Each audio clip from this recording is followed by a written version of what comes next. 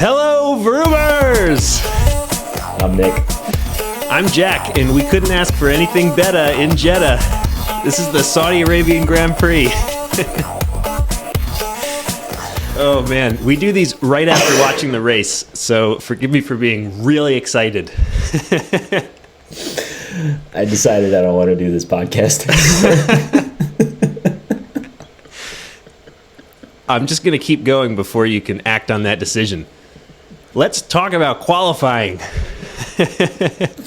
What happened in qualifying, Jack? Oh, man. I don't know. What happened in qualifying? So, how you doing, by the way? You said you were going to be hungover for this, so I'm curious. Not quite hungover, but I did drive home at like 1 o'clock last night, so I'm tired. I might have fallen asleep in the middle of this race, but I did hit pause, so I didn't miss anything. Wow. Well, since you drove home, at least you were totally sober when you went to bed. Yeah, thank God. That's good.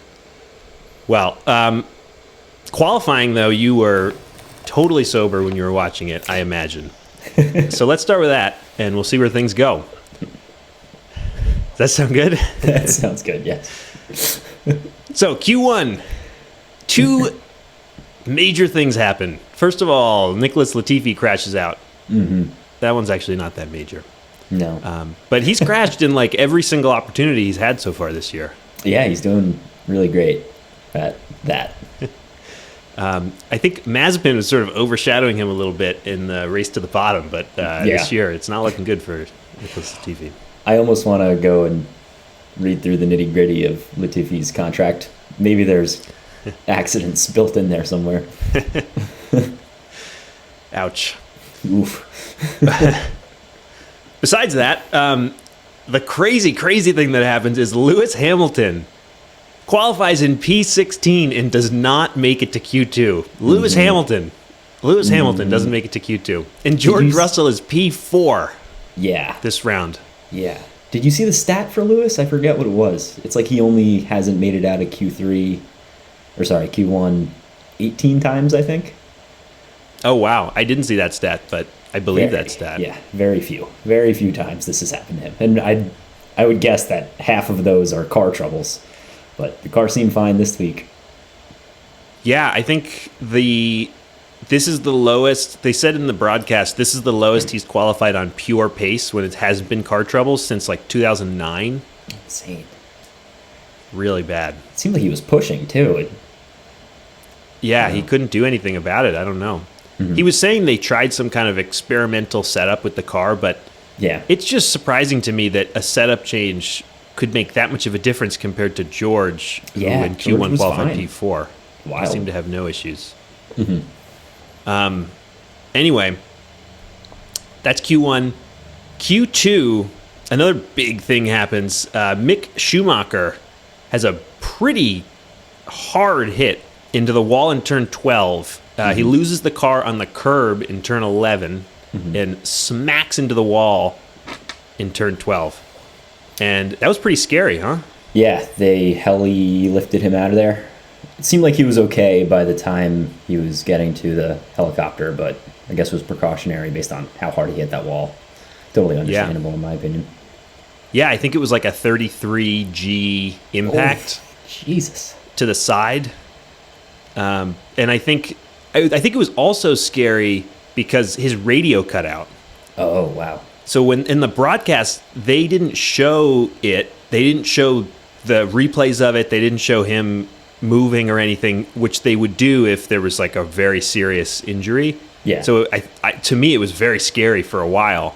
But I think a lot of that was because the radio, when you see the replays now that they show, like he was moving and like opening his visor and stuff right afterwards. And credit to the construction of these cars to have a hit like that. And Mick really walked away scot-free. He was at the track today. Yeah. And walking, like totally scot-free. I think he had no issues. He could have raced today, I think, if not.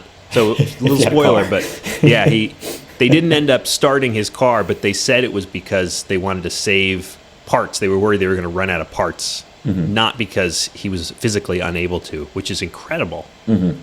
That was it's a hard hit to the side where there's not a lot of car in between him and the hit. It's absolutely incredible. Also just disappointing because Mick was having a good weekend. He looked pretty quick in Q1. True. Yeah. And like the Haas is on this upswing and yeah, you're right. It's a real bummer. But the other Haas, Kevin Magnussen, does make it into Q3 again, which is pretty cool. So yeah, Q3, both Ferrari drivers are on it. They are right next to each other. And interestingly, Max Verstappen and Sergio Perez are not, except in the other order than you would expect. Sergio Perez actually qualifies much better than Max Verstappen. In the final lap, Sergio Perez has an incredible, unbelievable lap that he said in the interview afterwards was at least 1 in 1,000. He couldn't do that again. And he puts it on pole. Sergio Perez, first ever pole in F1. Yeah. I mean, 1 in 1,000 is really saying it. He's never had pole before, so. Literally. That's true. Yeah, it's pretty cool to see Checo on the front row. Not only front row, but P1. Yeah, I was really happy for him. Yeah. It was a sick lap, too. To watch it, he was really cutting those corners really tight. Oh, yeah. I love that. When they're right on the edge in these street tracks, it's really cool to watch. And they mess up. Like last year, Max messed up at this track. He slid and hit the wall a little bit. Yeah. And last year, Monaco, Leclerc went into the wall. Yikes. So they do mess up. They're like right on the razor's edge. Yeah. So let me go through the starting grid really fast, otherwise known as the results of qualifying. Checo 1, Leclerc 2, Sainz 3, and Max Verstappen 4 is your first 2 rows of the grid. So Max a ways back from Checo. Very interesting. Then we have Ocon, Russell, Alonso, Bottas, Gasly, and Magnussen rounding out the top 10. Lando Norris and Daniel Ricciardo and 11th and 12th, which is a lot better for them. I'm sure they were relatively happy with that. Much better. Zhou Guanyu in 13th. Schumacher actually did qualify in 14th because he was out in Q2 and he had already put the time in. Lance Stroll, Lewis Hamilton in 16th, like we talked about. Albon in 17th, Hülkenberg in 18th. Hülkenberg is subbing in for Sebastian Vettel again this week, who has not returned a negative COVID test yet. Yeah. Actually, aside on that, when I had COVID, I thought that I had read that you might actually continue to test positive for quite a while after your body has already gotten over it. I forgot about this, but yeah. It's interesting that the F1 is using that as their metric. I wonder if, like, what if Seb is totally fine, but he just keeps testing positive for another few weeks? What if he just doesn't want to race anymore? Yeah. Getting too comfortable over there at home. Yeah. I'm tired. I need a haircut. Yeah, he does need a haircut. Sorry to go off topic. Well, I mean, I was the one that talked about whatever I just talked about. But then the last 2 we have Latifi and Yuki Tsunoda was unable to make a qualifying time. They had to retire the car. Qualifying. Yeah. Rough weekend for Yuki. He barely got to drive. Yeah, I think he just drove in practice. Yeah. Sucks. So qualifying I thought was interesting. Two thoughts. Both Lewis and Max underperformed quite a bit relative to their teammates, which I thought was very interesting. And I was also really curious, how is Red Bull going to handle this? Because Checo's like a decent amount ahead of Max. That's never really happened before. And I think it's pretty clear that Max is their number 1 driver, and they're clear about that. But this early in the season, they're tied on points. You can't make that argument that Max is in the championship fight and Checo isn't because it's the second race and they both have 0 points. Right. So what happens? Would they, like, if it's 1-2, Checo, Max, would they let Max through? Will we find out during the race? Yeah, so these are the questions that we may or may not get answers to in the race. So let's move to the race. Good start. Yeah. To the pod or to the race? I was speaking about the race. Oh, okay. I think the pod's going really well too, though. Yeah, you're doing great, man. Keep going. So Mick Schumacher, Yuki Tsunoda, like we mentioned, both of them are not starting. Mick, we talked about. Yuki actually, I think, has a slightly different issue from qualifying, but as he's driving out to the track, his car fails. And I actually want to mention, because I didn't realize this, I think you did, but I didn't realize until we saw the race last year in Austin, Texas, that the drivers actually get in the cars and drive them all the way around the track once from the pit lane to sit on the grid for 30 minutes when you could see like the grid walk if you tune into the coverage early. And then they do another lap as the formation lap before they start. So it was during that first lap, that was when Yuki's car failed from the pits to the grid the first time. Something must have been really wrong. Yeah. I mean, I don't know. I don't know exactly what it was, but it's terrible. He didn't get to drive at all. You think as a race car driver, you'd get to race car drive your race car. Yes. Guess not. It's like, that's the worst. He just has to sit around and watch everyone all day. So this start that we've built up so much. Checo gets a really good start and keeps the lead, and Max makes a pretty sweet move on Sainz. It looked aggressive, and like I was a little bit worried that they might touch, but clean, and Max gets by him. So we have Checo, Charles Leclerc, Max, and now Sainz is the order at the very beginning. I think Lewis made some good moves further back in the pack, if I remember correctly. Okay. That I could see that. George gets out pretty clean, maintains his position. What are they called? The Alpines. I want to call them Racing Points because they're pink for this race. Yeah. But the Alpines really go after each other. Yeah. So that's coming. They do. Yeah. So low. That's coming right now. So they have like this relatively long battle that's really fun to watch. For a while, Fernando Alonso tries really hard to pass Esteban Ocon. He starts in lap 7. He actually does pass him in lap 7 after trying for a few laps. Yeah. And then Ocon passes him back and goes off the track, and he has to give the position back. And it's like this back and forth, which is really fun. We usually don't get to see this where they can pass back, where they can fight back. Yeah. It's really exciting. It's these new cars. It's almost better to be the car behind these days. Yeah, and we saw that last week even. It is better. If you're behind Charles, at the right point. Yeah, literally stayed behind almost on purpose to make those move later on. It seems like those DRS detection points are becoming a lot more important. Where you are in relation to that line all of a sudden is a big deal. For sure. And it's a lot of times it's better to be behind your driver if you guys are close. It's cool. It's like it's different. It's very different. It's a different type of skill than last year required. You see the Alpines go back and forth. They put Otmar, I still can't say Otmar's last name. Snafnauer. They put him on the radio, and they're like, what are they doing out there? Otmar's like, we're letting them race. The interviewers are kind of like, why? That's why Otmar's a friend of the pod. Yeah. We like it when they race.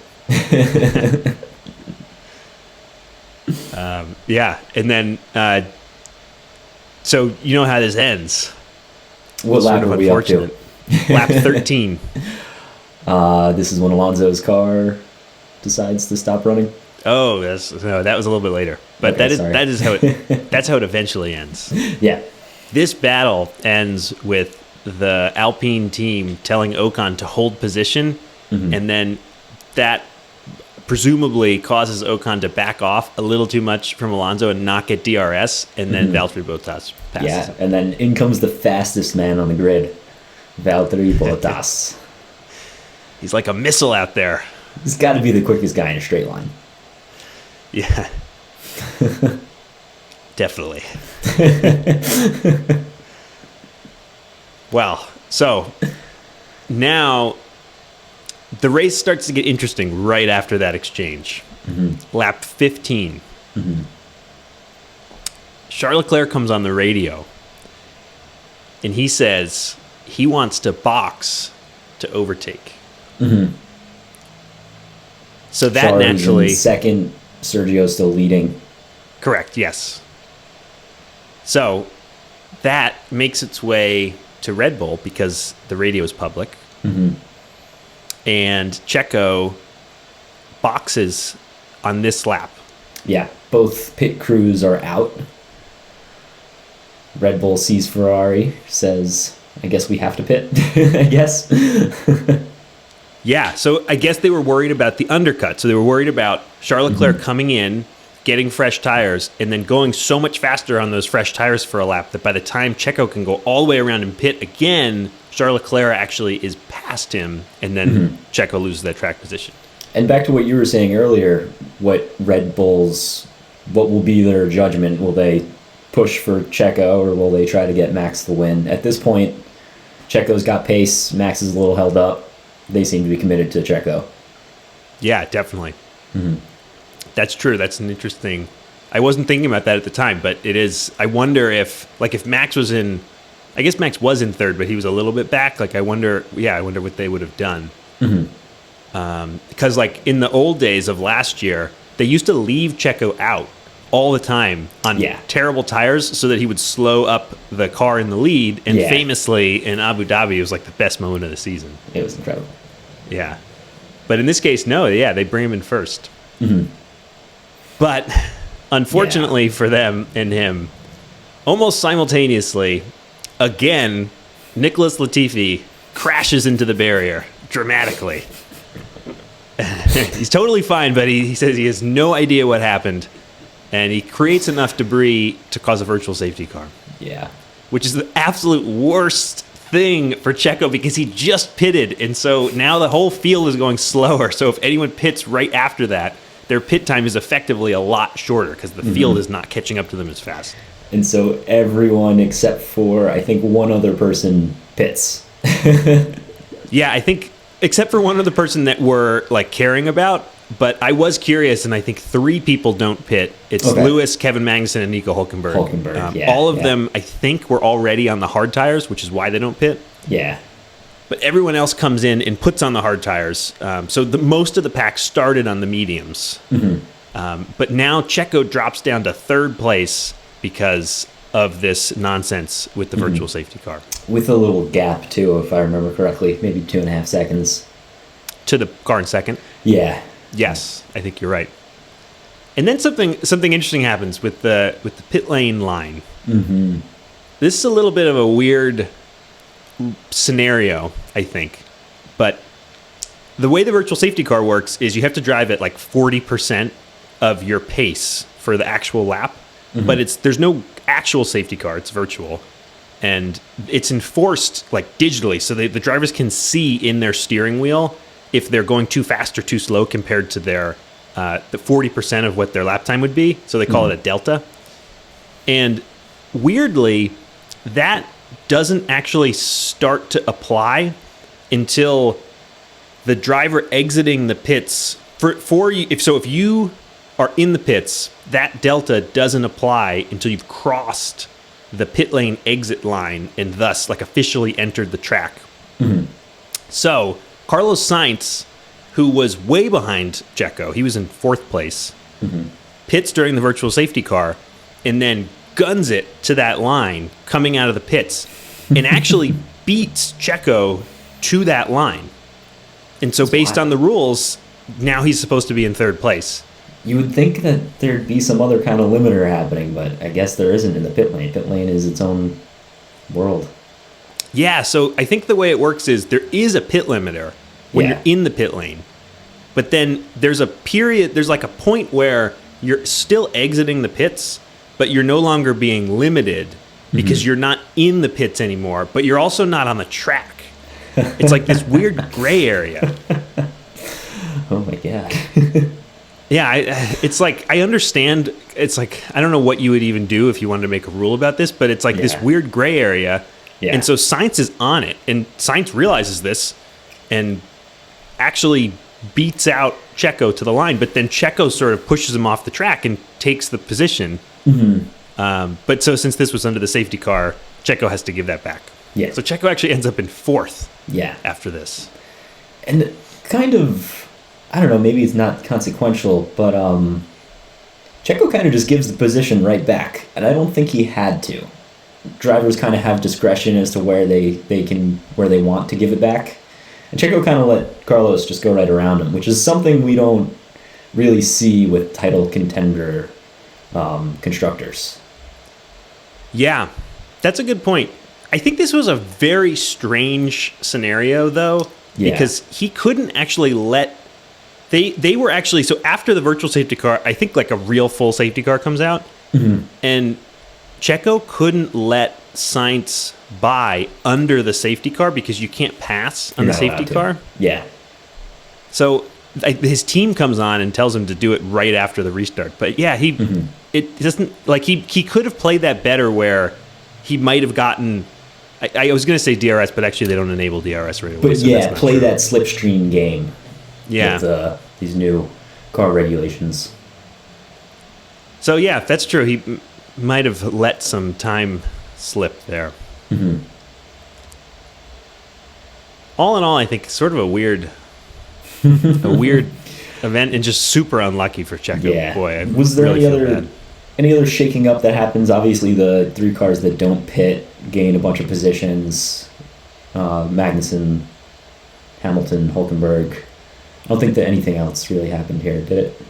I'm not aware of anything else, like especially of note.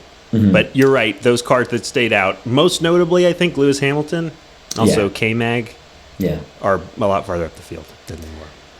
Charles goes to 1st, Max goes to 2nd, Carlos goes 3rd, Sainz goes 4th. Yeah. So, and then not a whole lot happens. One interesting comment that is just really helpful when you're following the race is Max Verstappen's engineer comes over the radio and says the Ferrari is getting all of their lap time in the first segment of the track, first sector. And you can see if you watch the time, it's like a pretty big difference. The Ferrari will pull out and then Max will get closer. Yeah. So I guess the Ferrari was a lot faster in the straights, and then the Red Bull was a lot faster in the straights, and the Ferrari was faster in the turns. But then, on lap 37 of 50 laps, I think, today. Yeah. Yep. It's the great retirement. Yeah. 3 cars retire at the same exact lap, almost at the same time for different reasons. Which cars were they? We see who goes first. So the first thing that we see is actually that Bottas is going into pit inexplicably. Yes. But we don't know that means he's going to retire. Yes, true. Then I think Alonso starts going really slowly. And these are the 2 cars in front of Esteban Ocon, who had lost position to both of them earlier in the race. Yes, as we discussed. You're right. Yeah. And as far as I know, that was still the order, so good for him, I suppose. Pretty sure. And then also Daniel Ricciardo. Out of nowhere, Danny. Yeah. He's just going around a turn and loses an engine. Yeah, I don't even know. I actually don't know what it was with Ricciardo. I think for Alonso, they were saying it was overheated. His car was overheated. Yeah. You can see some smoke coming out of the back of Alonso's car. Yeah, but for Danny, it's like he just lost drive. Like he just had an engine failure of some sort. Yeah, very odd. And Bottas, did they give us anything on Bottas? That's a good question. I have no idea. I don't know what happened to him. So in that cluster, McLaren is a Mercedes power unit. Yep. Which is Daniel Ricciardo. Bottas is a Ferrari power unit. Yep. Which is Alfa Romeo. And what's the last one? Alpine. Alpine is what do they drive? They have their own. They make their own power unit. Interesting. They have no customers. 3 different power units. Yeah. Lots of failures. I guess we don't really know if it was a power unit thing. Yeah, we don't. For the other two. That's true. Yeah. But yeah. The great retirement. And then, so the great retirement leads to this, another like sort of weird situation where Danny Rick's car is like stopped right in front of the pits. Or actually, I think first like Alonso's is stopped in front of the pits. I'm getting them mixed up. One of them, though, is stopped in front of the pits, but like pretty far in front of it, so you still have like a clear shot of going in. And K-Mag and Nico Hülkenberg, more specifically. Yeah, what did I say? Just the pits. Oh, yes. Yeah, you're right. Yeah, the pit entrance. That's important here. Yeah. K-Mag and Nico Hülkenberg sneak in. Yeah, because they've got these old hard tires on. Yes. And that's great for them because now they're pitting when everyone else is going slower. There's a virtual safety car again. But like these marshals are rolling these cars in, so obviously the pit lane then closes. And notably, this leaves Lewis Hamilton out on still old tires, and he can't come in and pit while the whole field is under the virtual safety car. I think there's a Lewis Hamilton car voodoo doll out there, and somebody has punched a bunch of needles into Lewis's tires. Because this guy has had the worst pit luck since those couple races away from the end of last season. It's like Lewis wants to pit, his team says no, team says pit, Lewis says no. Little things like this happen. He just cannot catch a break with getting his tires right. Yeah. Yeah, and this one is pretty bad because he pits right after the virtual safety car ends when they roll the cars in. So he has to get a whole pit stop. His hards are like, 43 laps old at this point? Yeah, I think 37 laps, yeah. Yeah. He's on the whole race on him. But notably, I keep saying notably, but it is notable to me that his tires lasted for 37 laps. So I think at this point, with the whole field basically on hards, this is a one-stopper. And he had pace. He was passing people. Yeah, he really wasn't doing too bad. Which is incredible. Nico was getting absolutely swallowed by the entire field by the end of his stint. I remember looking at the standings and it was like, Nico's in 7th. And then I look at the standings slightly later and it's like, Nico's in 12th. Yeah. He was getting eaten. Yep. So now we're sort of getting to the end of the race. So there's 50 laps. We're on, I think the virtual safety car ends at about 41. And what we're left with, as far as the TV coverage is concerned, is Max and Charles Leclerc fighting for the lead. Kind of a weird thing to add. The spacing between these two.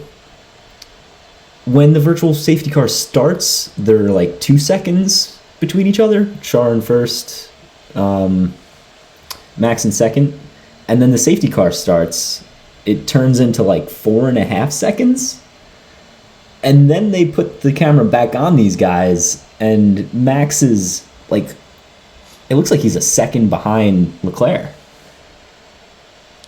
And then this virtual safety car ends and they're racing. Yeah, it's just funny.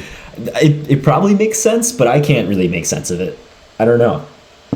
So from playing the Formula One video game, the way that works is it's keeping track of your delta for at least the whole lap, if not like the whole virtual safety car session. So you can actually bank a bunch of delta and like drop back and then go really fast and catch up to your delta, and that's legal. In the literal, like your computer on your car won't yell at you sense. The stewards might not like it if you started going like 200 miles an hour during a safety car, but so hypothetically Max could have been trying to play that and try to get some heat in his tires, which I didn't think about until you brought this up, but actually I think his tires seem to have more grip on this restart, and I wonder if that is what he did. He just played it back and then used the tires at the end. He right before they started. When the virtual safety car ended. I mean, they both look pretty good, but the Red Bull seemed to have found pace that didn't have the rest of the race. Yeah, I agree. I think for most of the race, like not a lot of action at the front. I think they had there are a couple seconds in between, and then that was that for the majority. Yeah. But this is the best part of the race. It gets really exciting. So we had this last week as well. Unfortunately, Max eventually meets his demise by the car gods instead of by his driving. Yeah. But this week, we're lucky enough to actually see this through to the finish. So it's a similar situation. It's the pit lane straight. So usually on these tracks, they end with like a sharp turn and then a really long straight. I think both because the pit lane has to be there, so you need a big straight piece of track, but also because it's exciting, you can race to the finish and stuff. Yep. So this was at the same place that this was happening in Bahrain as well. Max takes the lead right before the last turn. I guess this maybe was like a turn before it would have been in Bahrain, but whatever. Yeah. You know what I mean. It's basically the same. We follow. The rumors and I follow. The rumors. That's good. They need to follow. So Max takes the lead, and then Charles Leclerc just grabs DRS and passes him right back on the pit straight. So last week, Max just kept trying the same thing over and over again. Yes. And this week, Max doesn't. He learned. So on lap 43, the next lap, he tries to stay behind Charles Leclerc, but actually locks up quite a bit. And Charles Leclerc also locks up quite a bit. That was a cool corner. Char, I really like the way Char took that corner. Max almost dives down the inside and then locks his brakes. And Char kind of locks his brakes too, but is still just like, no, this is my corner. Yeah. They were both trying to be behind in the DRS. Yeah. And then I think Leclerc was like, all right, I'm just going to go. And then he just steps on it, and it works. He gets way out in front, and then the DRS isn't enough for Max to catch up to him. Yeah. So that was that for a little while. So it took a couple more laps. There was a cool moment where Max dummies Charles Leclerc, which Jensen Button on the broadcast talks about, which I thought was cool. He sort of like pretended like he was going to pass him, but then didn't, and Leclerc had to take some evasive maneuvers, and they started to get really close. And this is where the new regulations come into play again, because Max needs to tactfully pick where he's going to go around Leclerc if he's going to gap him enough and hold on to first. Yep. And he knows that he can actually hang out like maybe a half a second away from him for the whole lap, and it's not going to do what it did last year, which is make him a lot slower. He can actually stay there. And he's got the pace down the straights that we've been seeing. They keep saying 10 kilometers an hour down the straights that he has that the Ferrari doesn't. Yeah, that's so much. That's a lot. Maybe it's horsepower. I forget, but either way, it's a solid amount. I think they were saying that, the speed. So after that lap where he did the dummy, now Max is super close, and he's got this opportunity to pass. And so this time I thought the move he pulled off was really sweet. He comes in sort of like he's going to pass on the inside in the final hairpin before the pit straight, but he doesn't pass, but he's like close enough that he forces Leclerc to take the turn wide. And then I think Max gets a really good turn that way, and he forces Leclerc to go offline. And so then Max has tons of grip and DRS because he was behind. Yeah. And he makes a really nice pass. Yeah. And Leclerc goes off a little bit, doesn't he? He goes through the out of bounds section. Yeah, in the chicane, I think right after that straight, he pushed a little too hard. It's incredibly interesting to me.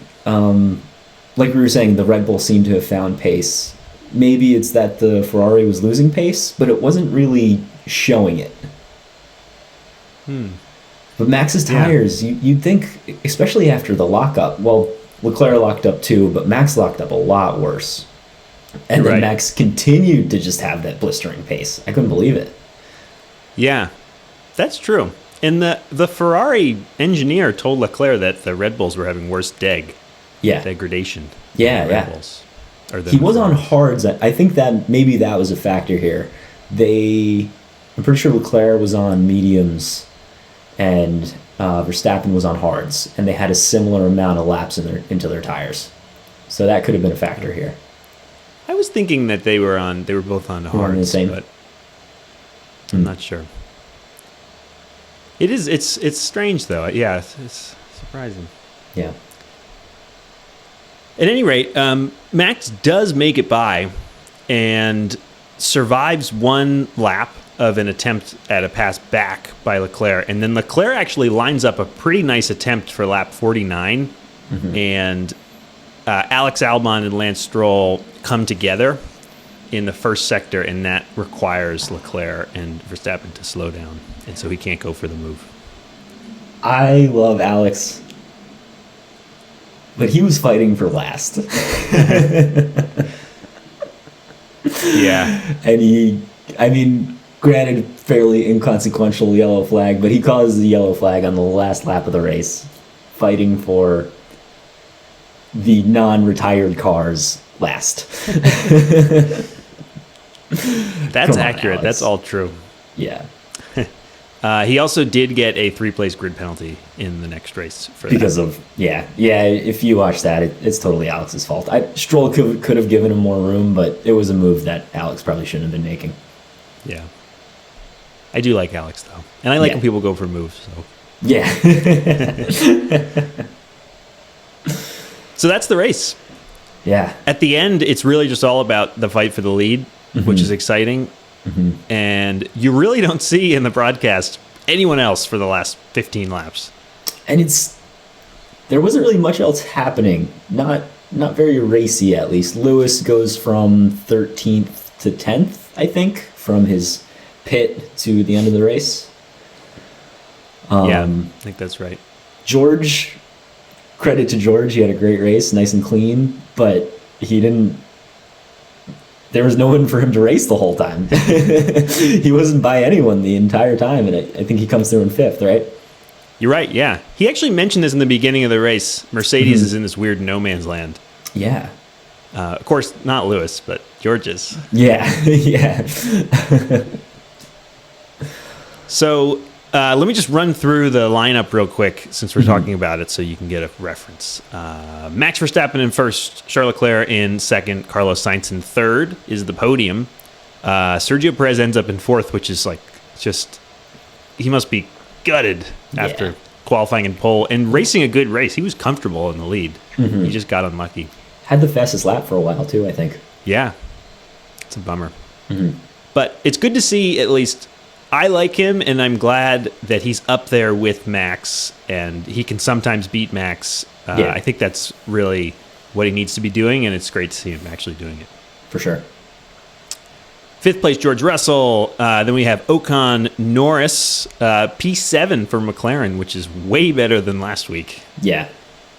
Gasly in 8th, K-Mag in 9th, another top 10 for the Haas. And then Lewis Hamilton in 10th. Yeah. And so I saw Lewis, after he came in 10th, Bono comes over the radio and he says, "Okay, Lewis, that's P10. And Lewis says, "Is there even a point for that position?" That's hilarious. And there's 1 point for it, for the boomers out Lewis. there. You learned today. There's 1 point for 10th place. Yeah. So he's not happy. No. Then we have Zhou Guanyu, Nico Hulkenberg, Lance Stroll, Alex Albon, Valtteri Bottas. Actually, so sorry, I should mention Lance Stroll, and then the rest of these people did not finish. Lance Stroll, Alex Albon, Valtteri Bottas, Fernando Alonso, Daniel Ricciardo, Nicholas Latifi, and Yuki Tsunoda. And that doesn't even include Mick Schumacher, who did not start. So the final car to finish the race was in P13. A lot of DNFs. That's a lot. Yeah. Something's going on. I think it may have to do... this is like bro science, basically. Yeah, bring it on. I think it might have to do with the airflow. The cars are not allowing as much air to go over the car behind it, so maybe they're overheating more quickly. I don't know. Huh. Something's up. Yeah, like the changes in the regulations Yeah. change the way they have to cool the car. Yeah. That definitely could be. Because they really, I think the regs change the airflow quite a bit. Mm-hmm. That's interesting. Speaking of being too hot, I don't know if you noticed this in the post race, Where but are you going with this? I'm going in the very literal, direct sense. The drivers look exhausted. Did you see that? Like Charles Leclerc and Max were like sweating and drenched, Yeah. and Charles Leclerc was visibly out of breath. Oh my god, I didn't realize that. That's crazy. Yeah, they were racing hard, and it's awesome for the fans. But I think in previous years, the cars weren't so close, so you get these laps where you're sort of by yourself. You can regroup, but here it's like you got to be on it lap after lap. Yeah. And so here's my controversial thought that I'm curious what you think about. Let's Is hear it. Lewis Hamilton too old for this style of racing? Is that why he's having such a problem as a 37-year-old? I don't think so. Because I don't think we're seeing his issues in the racing. I think we're seeing the issues in his pace when it comes to setting hot laps. Yeah, that's a good point. Yeah.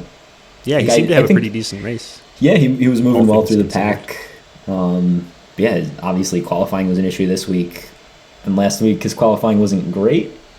And he kind of finished where he qualified. So it doesn't... I don't think it's a racing issue. That's a good point. Yeah. I also really liked Charles Leclerc specifically said how fun that race was, and he said that he wished every race could be like this. And I think that's a great endorsement of these new regulations. Yeah. Yeah, I agree. It was really fun to watch. It was very clean but very good racing, in my opinion. Yeah, totally.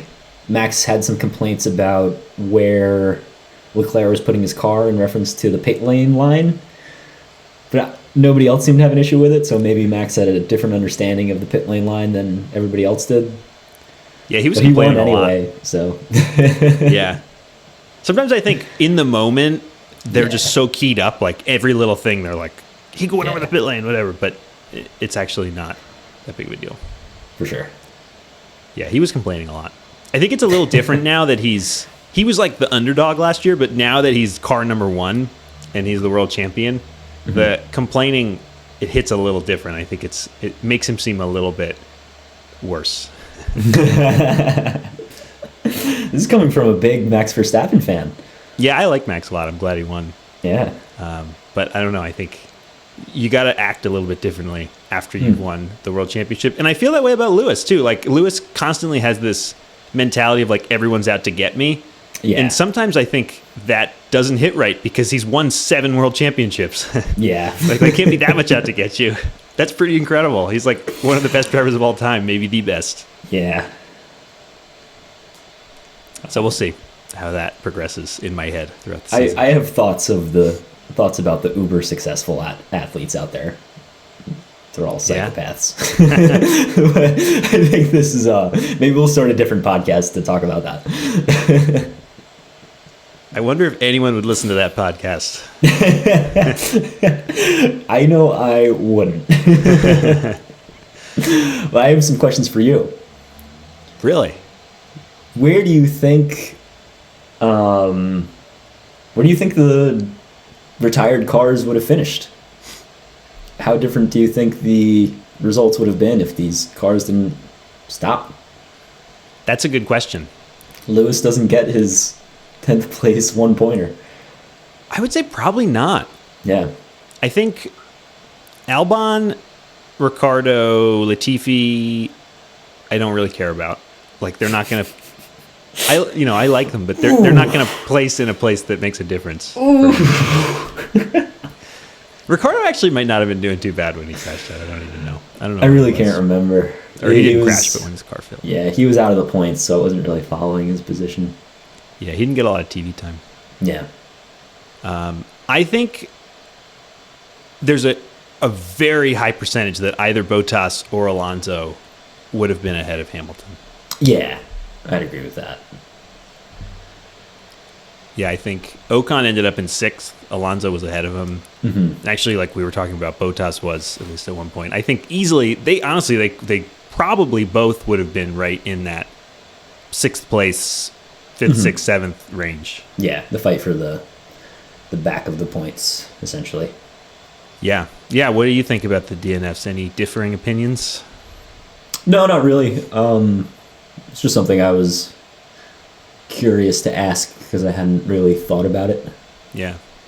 Yeah, I think Lewis losing his 1 point is the kicker there.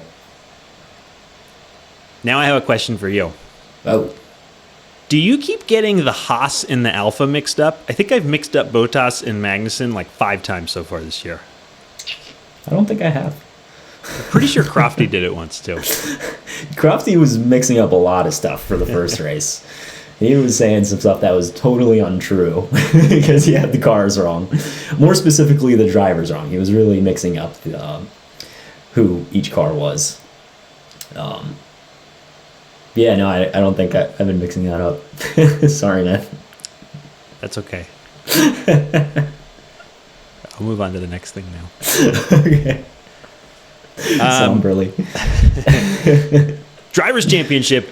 This is the first week where this is actually an interesting thing to run through, so I'm going to run through it real quick. Yes. In first place, Charles Leclerc with 45 points.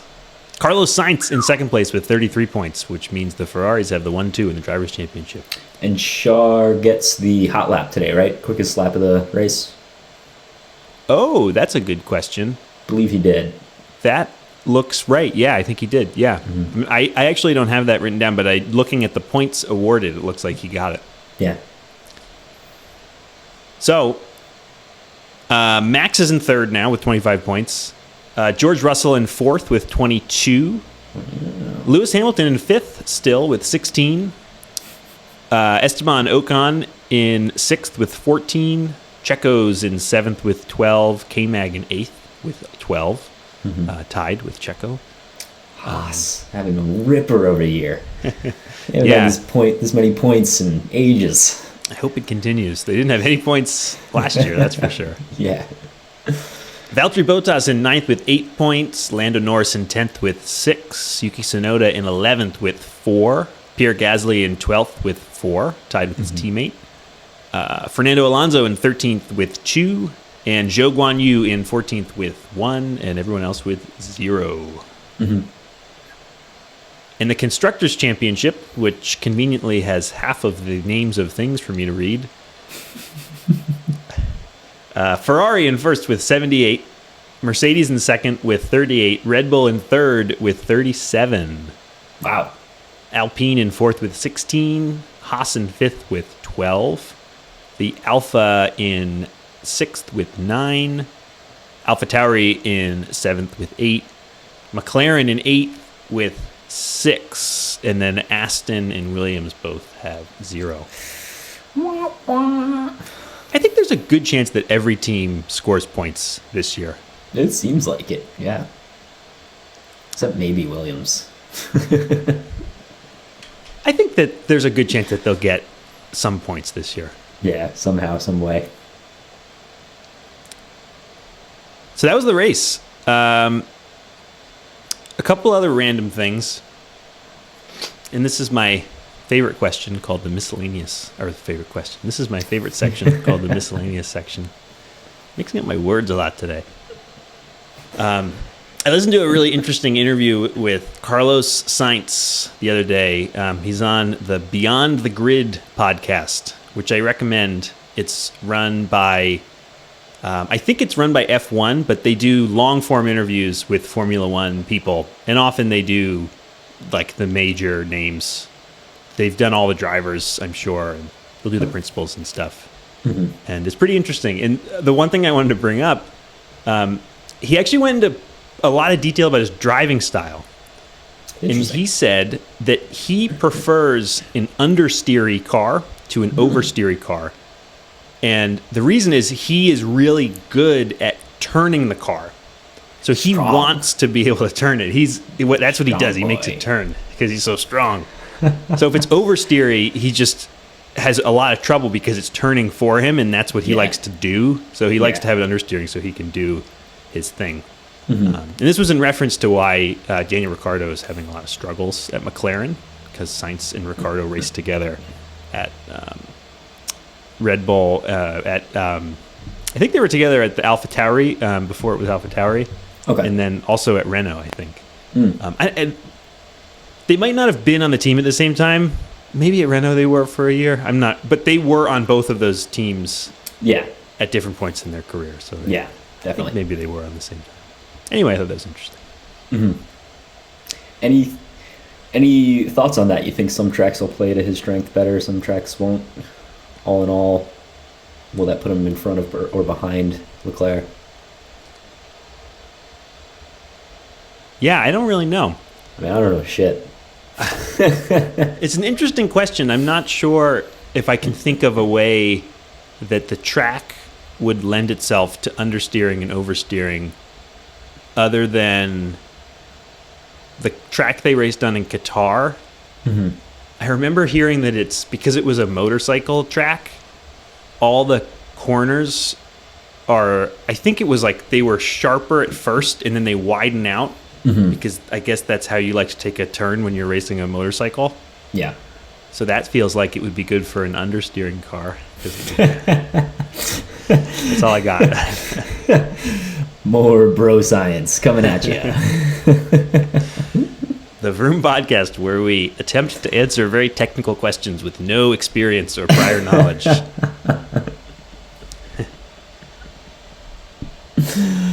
That's interesting, though. How long is the pod? It's worth checking out.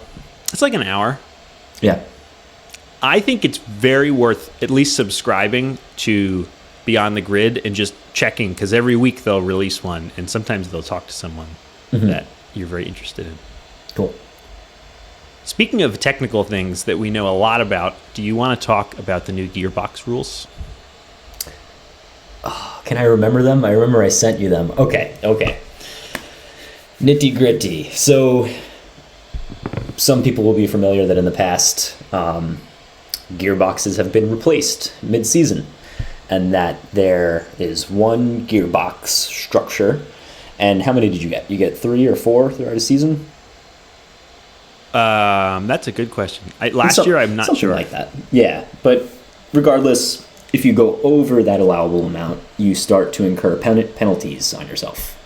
And you wind up having to make a judgment call saying, will I continue to run this worn down gearbox and possibly not drive well, or will I benefit from swapping out the gearbox to a fresh one, taking a penalty?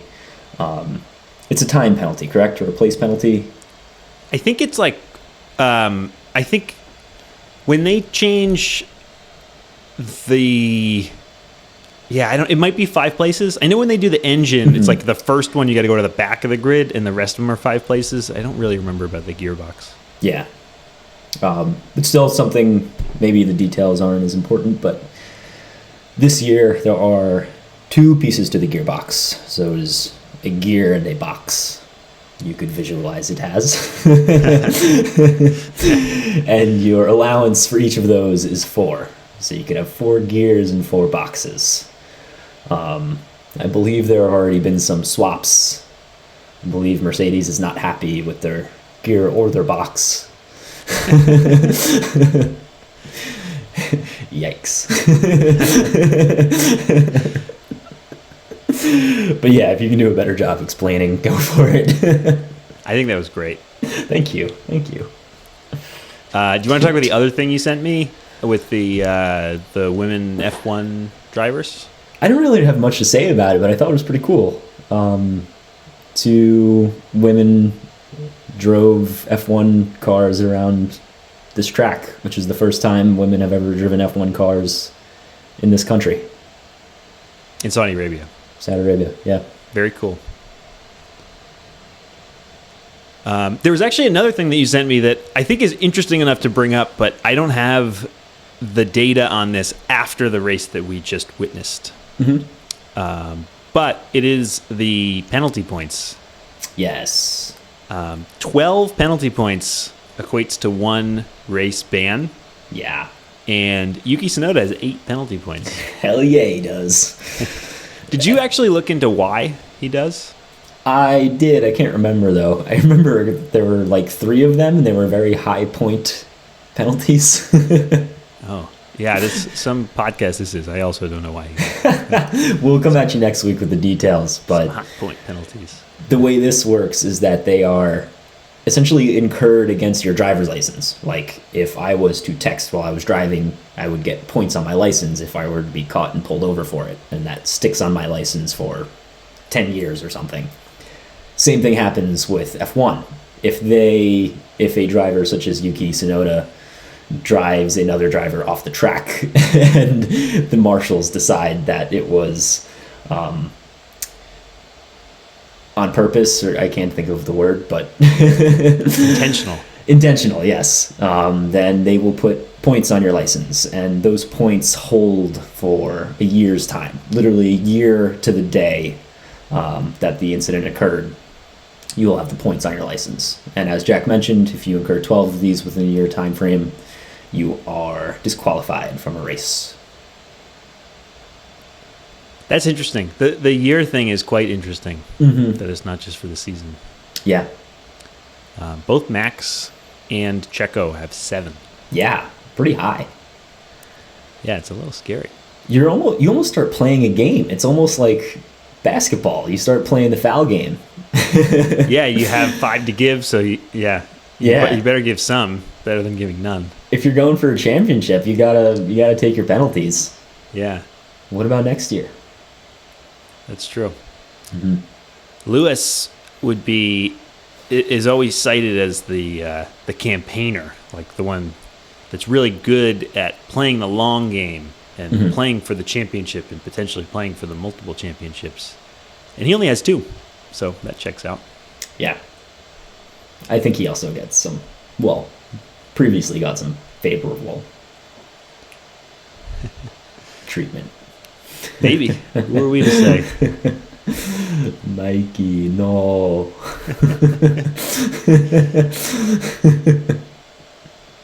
Yes, that. What else we got? That's it. That's all I got for the Saudi Arabian Grand Prix, because we're in America. It's been good, Jack.